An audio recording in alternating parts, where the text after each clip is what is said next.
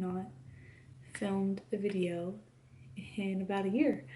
A lot has happened in a year, this past year, and I finally want to talk about it, I guess. I don't know.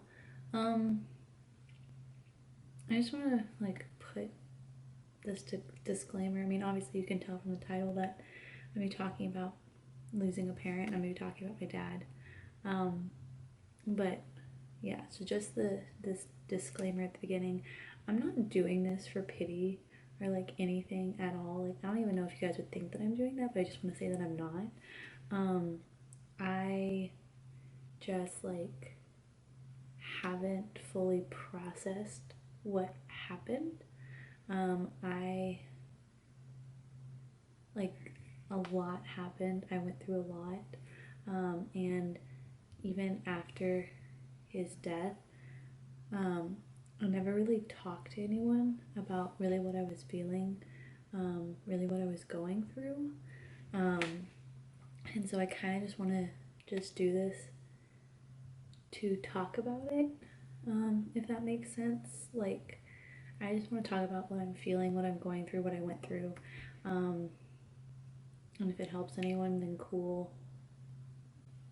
It's mostly just kind of to help me. So I'm sorry that my lips are all red and puffy. Whenever I get really anxious or stressed out or something, I pick at them. That's my little nervous tick. And I've had a really stressful past few days, so they're very puffy. So I guess I'll just start with a little bit of background.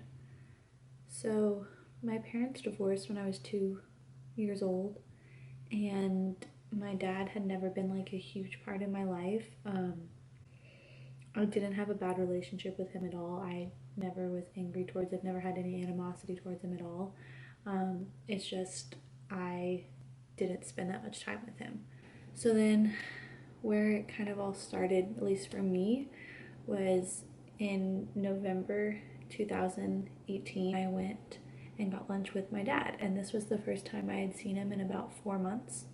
And I remember when I saw him that he had appeared to have lost some weight, and I didn't think anything of it because, I mean, from the time that I saw him last and now, it was enough time between there to have lost that weight. And I remember being like, oh, you look really good, that kind of thing. And I went back to school, and then I can't remember if it was January or February 2020.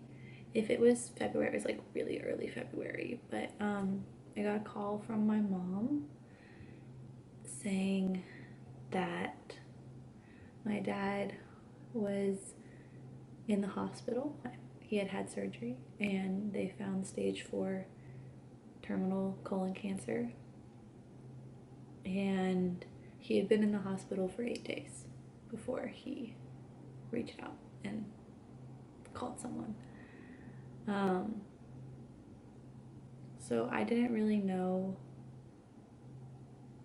what that meant. I was okay, is he okay? Is what's gonna happen? What do I need to do? What has Sam and Claire said? Let's my brother and my sister. I was what have they said?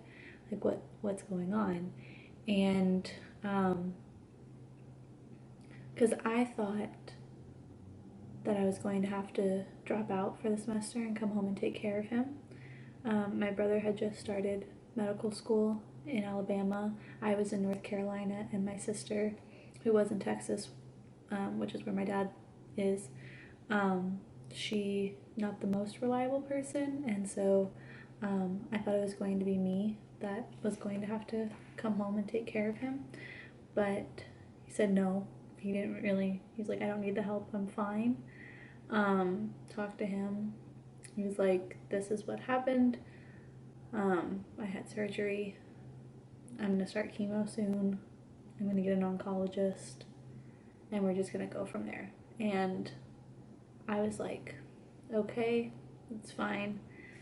He was still in super high spirits. He was still making jokes. He was still really funny. And so I was terrified, but after talking to him, I did feel better about the situation, and I just kind of figured that this was just gonna be like another thing that like we get through or whatever.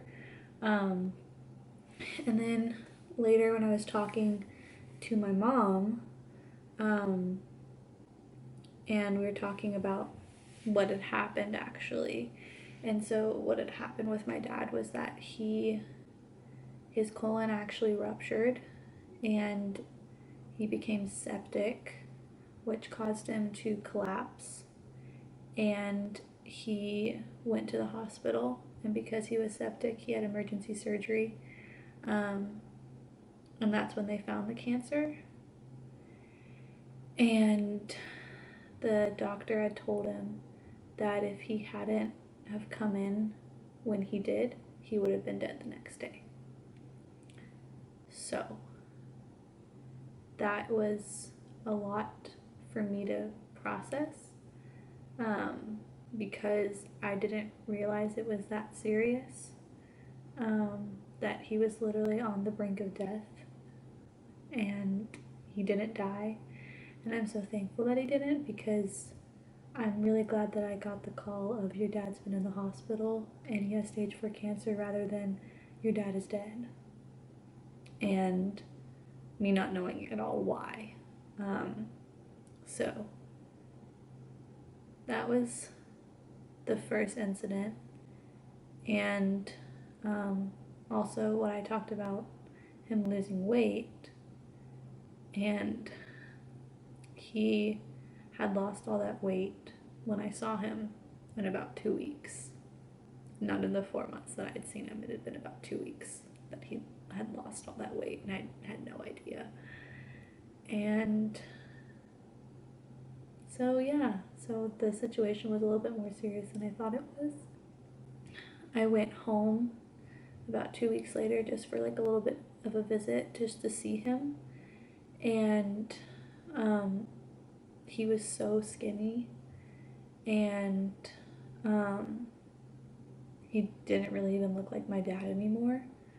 I mean, like, his voice was still the same, and his eyes were still the same, and his all that kind of stuff was still the same, but like he just like didn't look like him. And but he was in really high spirits, and he told me that he had started chemo, and he had no side effects from the chemo at all. He said he was doing great, his tumor markers were going down, so I figured that this was just gonna be the new normal, that okay, my dad's just gonna be on chemo the rest of his life, like, but it's fine because he's doing great. Like, he's doing great. Like, he seems to be himself. He seems normal. He doesn't seem like he really has cancer. He's just going to have chemo the rest of his life. And so I finish out the semester. I come home for the summer. Everything's kind of the same. I go and visit him. I hang out with him. So fast forward to October of 2019, my junior year, and I had talked to my dad on the phone every Saturday, and this Saturday he called me, and it was like the 12th of October, I don't know why I remember the date, but he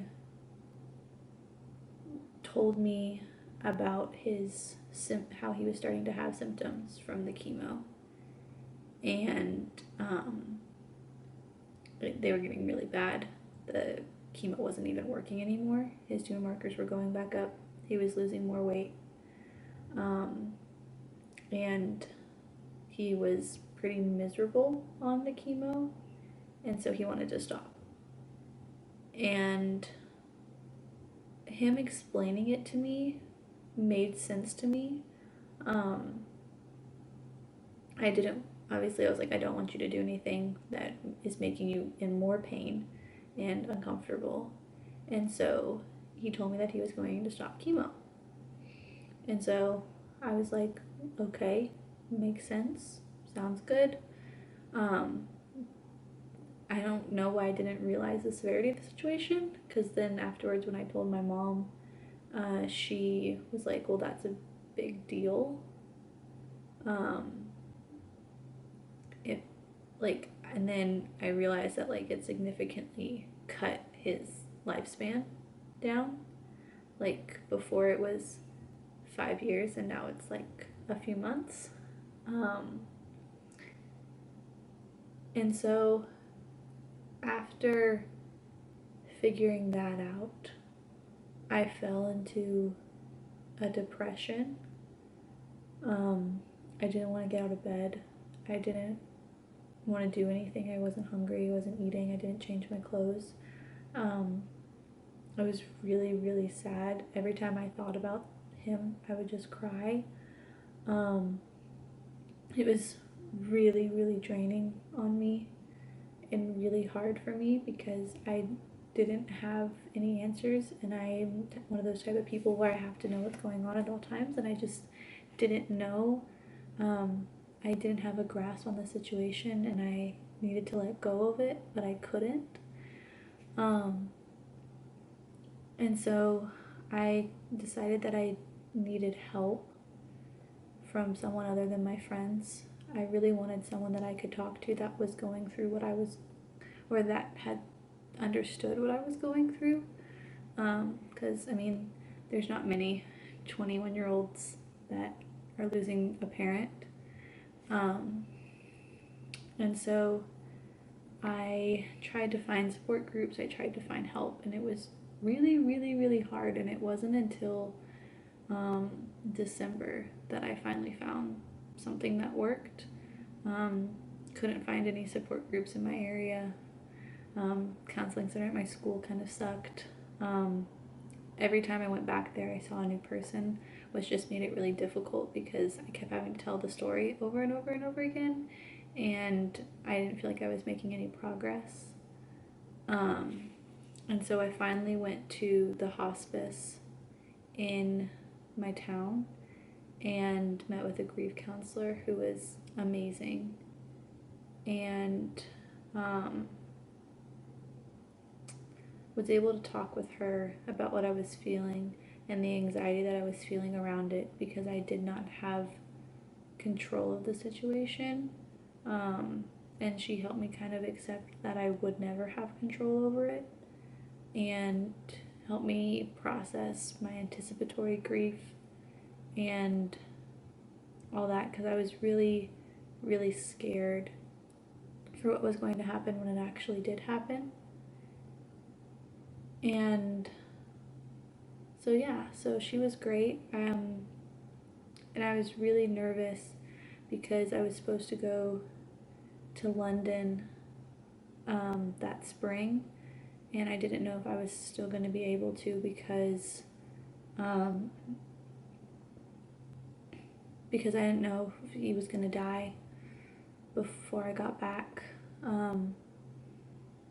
And then he went to the doctor, and we found out that his life expectancy was 6 months or less.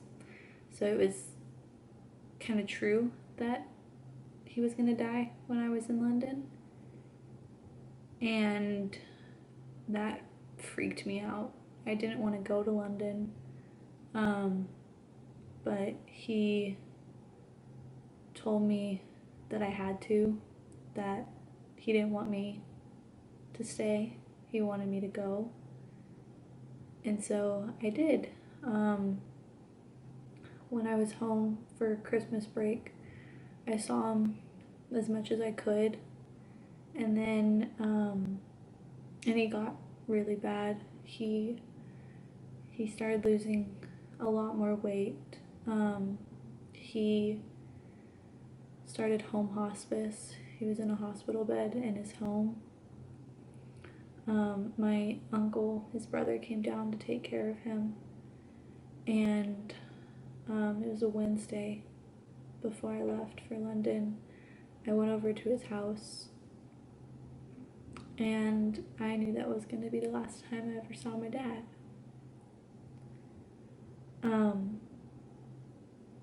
And that was probably one of the hardest things, was sitting there with him and trying to have a normal visit, but then every time I looked at him, realizing that that was the last time I was ever going to get to sit and hang out and talk with my dad.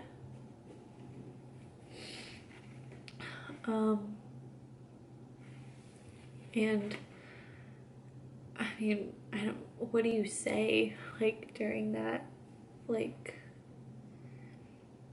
I don't even know. We just watched Impractical Jokers, and I was like, I don't know what to say. He was in pain. I mean, I told him that I loved him. I told him what I was going to be doing in London. And then I left. I got in the car and I drove away, knowing that was going to be the last time I got to see my dad. So then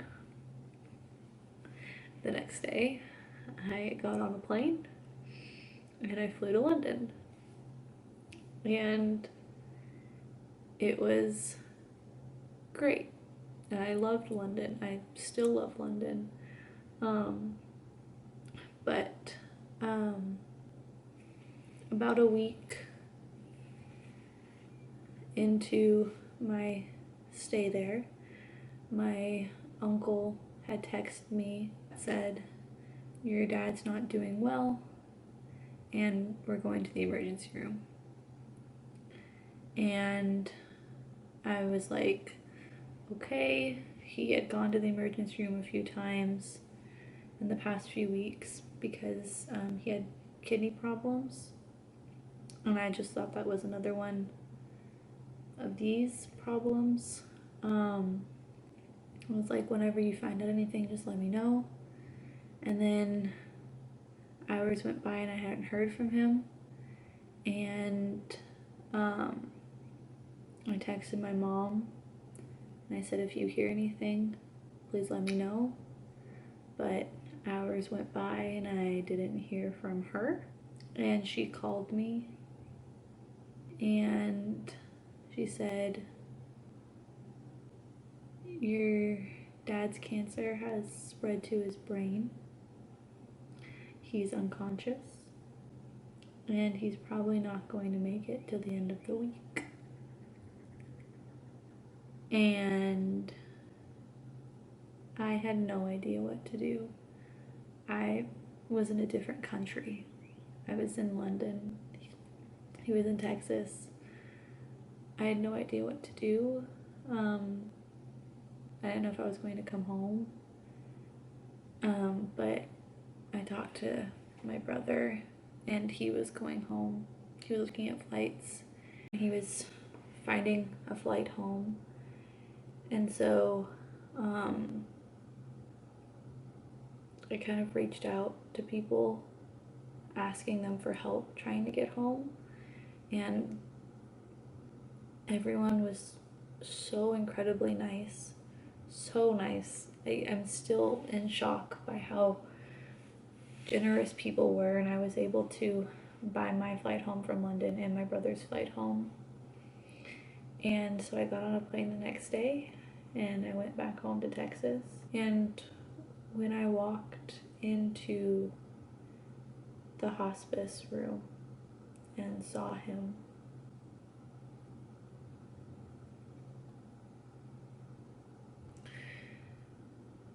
it was probably the worst thing that I've seen.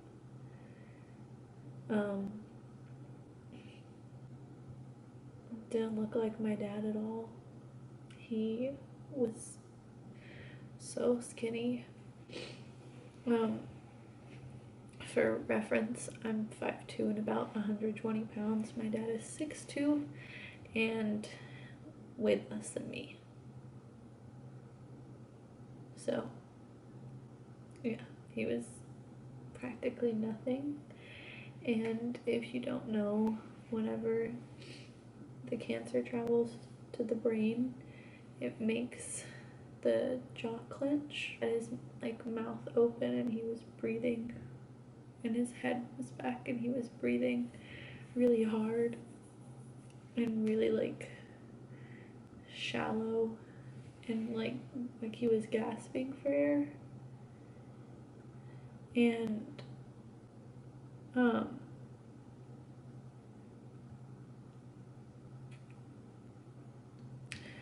it it was it wasn't my dad anymore. He couldn't talk. He was kind of conscious the day that my brother and I got there. He like looked at me when I came in, and he kind of grabbed my hand a little bit, but he wasn't there anymore. It was the worst thing because basically what we were doing was we were just sitting there waiting for him to die. He wasn't getting any fluids, he wasn't getting any food. All he had was pain medication to make him not be in pain anymore, because that was his only wish, was just that he wasn't in pain. And so we're all just sitting there, just waiting for him to starve to death.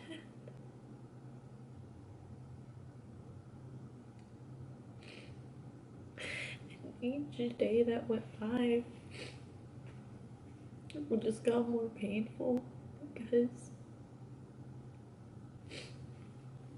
I mean, he was just sitting there. And he ended up lasting much longer than anyone would have thought, so I had to go back home to London. And so I had to say goodbye to my dad again.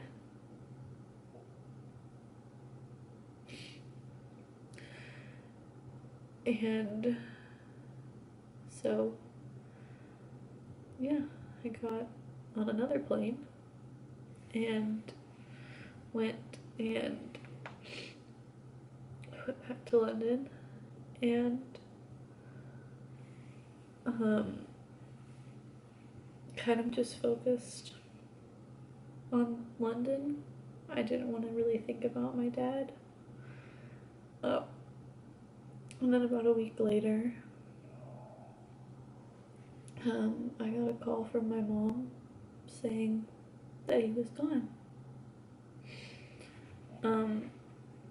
He died peacefully, I guess. My family was, his brothers and sisters were there. He just stopped breathing.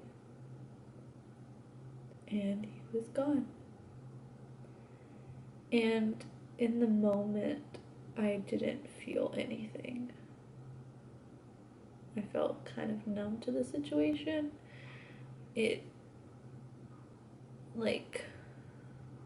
I was expecting when it happened for me to just break down, but I didn't. I kind of felt okay. And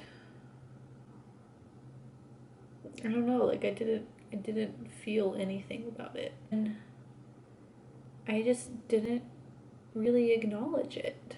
Kind of just suppressed all the feelings about it, and I didn't really talk to anyone about it. I mean, I had only met these people in London very recently. I didn't really want to talk to them about, my dying dad or my dead dad. And I didn't really want to talk to anyone about it. I didn't want to acknowledge it, I guess. I don't know if that's the right word. I just kind of wanted to move past it and not face it. And so I was kind of looking for other things to focus on, I guess. And so I kind of just started going down a rabbit hole of bad decisions. I made really, really, really stupid decisions. I pushed away the people that I cared most about because I don't know, like, I think I was just trying to feel something other than the pain from my dad, and so I switched it to this other kind of pain. I wanted to distract myself as much as possible. And so I did. I just kind of did stupid things to distract myself as much as possible from what was really happening. And I could, because I was in London. I wasn't home. I wasn't around the thing that was happening. And I kind of, like, now thinking about it, it kind of felt like I was in, like, a different reality. Like I was in a trance. Like I wasn't me. I mean, I was in, like, this new country. I was doing all these new things. I just, like, I felt so disconnected from my reality back home. And I wanted to because I didn't want to process. I didn't want to acknowledge my dad. And so that's what I did. I just kept going deeper and deeper and deeper into this hole and just making things worse, which was just stupid. Going further and further down this rabbit hole and just kind of kept making things worse for myself. I just didn't want to face the reality of what I was actually doing. And so I didn't. And then the pandemic happened and I had to come home, and I was kind of slapped a little bit in the face with the reality of the situation. I was driving home from the airport and I was listening to music perfectly fine, and I passed the exit for my dad's apartment and I burst into tears and started having a panic attack. And I had to pull over and compose myself before I could keep driving, and that just kind of, like, shook me a little bit because I was like, oh, I guess, like, I was able to not think about it at all, being in a different country, not being around the space. I don't know, and I don't know if that makes any sense, but, like, I was able to forget about it easier because I wasn't home. And I mean, with the quarantine and the pandemic as well, I mean, I think anyone can relate to this. It just feels like a different reality. It just doesn't feel real, and I still just, my life just didn't feel real. I just wasn't myself at all. And I still made really, really stupid decisions, even though, like, in the back of my head, I kept saying, why are you doing this? Like, what's wrong? Why do you keep making these decisions? I didn't know. I just did. And I didn't really snap out of that until about 2 days ago. And then once I did that, I kind of was able to see the aftermath of all the stupid decisions that I made, and was able to see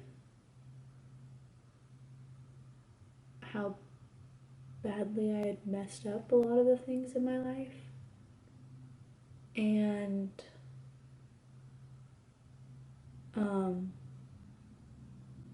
and how I wasn't really okay.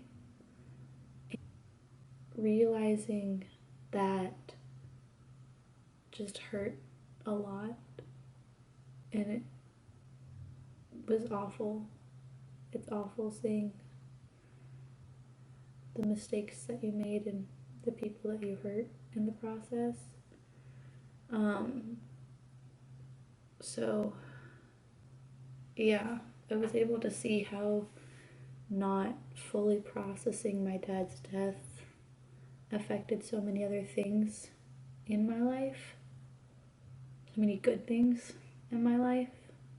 I kind of just felt like, I don't know, like, not like the world was ending, but like, just things weren't good, so how many other things can I mess up type thing, I guess.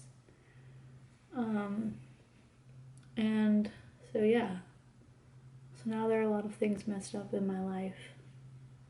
And I'm trying to work through those.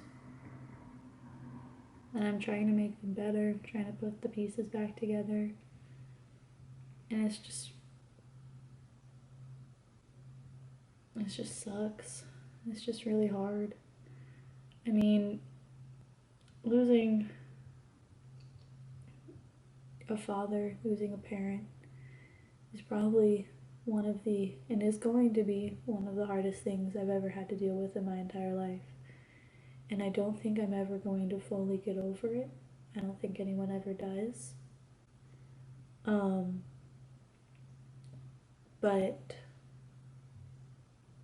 I'm going to try to, but it's really hard because, I mean, the people that I want to talk to about it, I've pushed away.